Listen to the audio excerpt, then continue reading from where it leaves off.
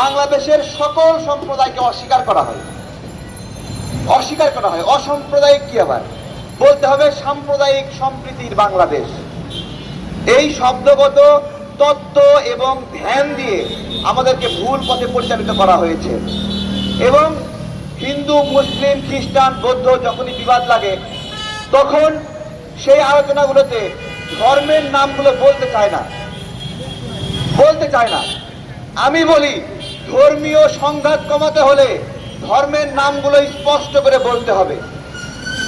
যেমন চট্টগ্রামে যে হত্যাকাণ্ড ঘটেছে, সনাতনী ভাইদের নাম বলা হচ্ছে না।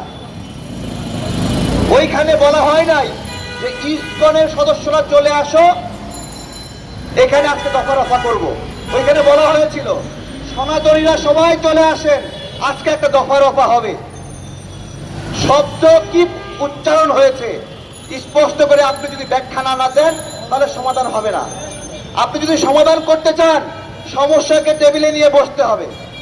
আপনি যদি হিন্দু ভাইয়ের সাথে সমস্যার সমাধান করতে চান, তাহলে হিন্দু বৌদ্ধ খ্রিস্টান ঐক্য পরিষদ এক চিপায় গিয়ে আলাদা করে মিটিং করবে, সেই মিটিং এর সমাধান হবে না। ওইখানে হিন্দু বৌদ্ধ খ্রিস্টান ঐক্য পরিষদের পাশাপাশি শেষে গিয়ে মুসলিমদের নামও লাগান। আমি বলছি 1 নম্বরে লাগাতে হবে না, শেষে গিয়ে লাগান। আমরা পিছনেই থাকতে চাই, কিন্তু রাখেন। আমাকে বাদ দিচ্ছেন কেন? আমাকে বাদ দিয়ে কি সম্প্রীতি আপনি নিশ্চিত করবেন? এটা সম্প্রীতি না। তাবলিগ আমাদের কথা বলতো যে মাসওয়ারার আগে মাসওয়ারা আর মাসওয়ারার পরে মাসওয়ারা, দুটোই ষড়যন্ত্র। তা আপনি যে আমাকে বাদ দিয়ে আগে একটা মিটিং করেন, পরে একটা মিটিং করেন, তার মানে কি? এই দুটাই আমার বিরুদ্ধে, দেশের জন্য ষড়যন্ত্র। আমাদের এই কথাগুলো স্পষ্ট করে বলতে হবে। ন্যায় বিচারকে বাদ রেখে কখনো সম্প্রীতি নিশ্চিত করা যাবে না। ন্যায় বিচার বাদ দিয়ে সম্প্রীতি কিভাবে করবেন? সুনামগঞ্জে দিরায়ে হিন্দুদের বাড়ি পুড়ে দিল, আপনি এই বিচার নিশ্চিত না করে সম্প্রীতি নিশ্চিত করতে পারবেন? নাসিরনগরে হিন্দুদের বাড়ি পুড়ায় দেওয়া হলো, জ্বালায় দেওয়া হলো, এটা ন্যায় বিচার না দেওয়া পর্যন্ত সম্প্রীতি নিশ্চিত হবে?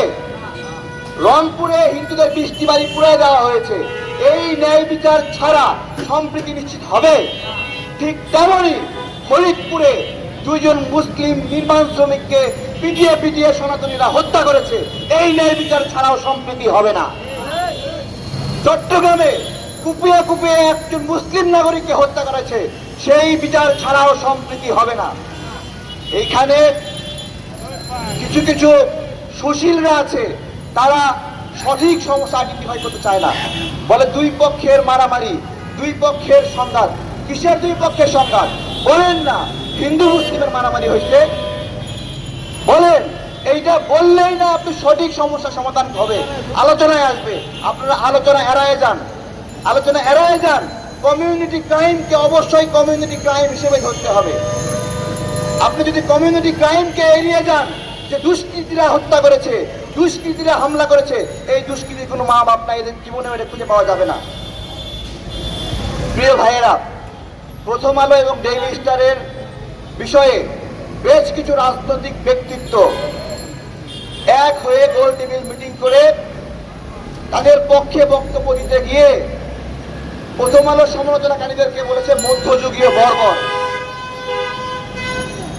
আমি বাংলাদেশের নাগরিকদেরকে বলছি, আপনারাই বলেন, কোন গণমাধ্যম যদি ভুল করে, সেই ভুল ধরা মধ্যযুগীয় বর্বর, নাকি তাদেরকে সঠিক পথে যারা আনতে যাচ্ছে এবং যারা বাধা দিচ্ছে সেখানে, তারা মধ্যযুগীয় বর্বর?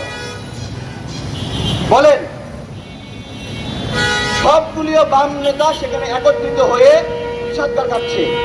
আমি বলছি, প্রথম আলোর কোনো কর্মীর গায়ে একটা ঢিল ছোড়া হয়নি, একটা তুলার টুকরাও ঢিল দেওয়া হয় নাই। অথচ প্রথম আলোর আন্ডারগ্রাউন্ডে আমাদের একজন ভাইকে সেখানে নিয়ে নির্মমভাবে পেটানো হয়েছে, পুরা পাশা কালো করে দিয়েছে, পিটাতে কালো করে দিয়েছে। কেন করেছে? এই কথাটা তো বলতে পারলেন না, এই কথা বলতে পারলেন না। তাহলে উগ্রতা কি? আমি একটু জোরে কথা বলি, এটাই উগ্রতা?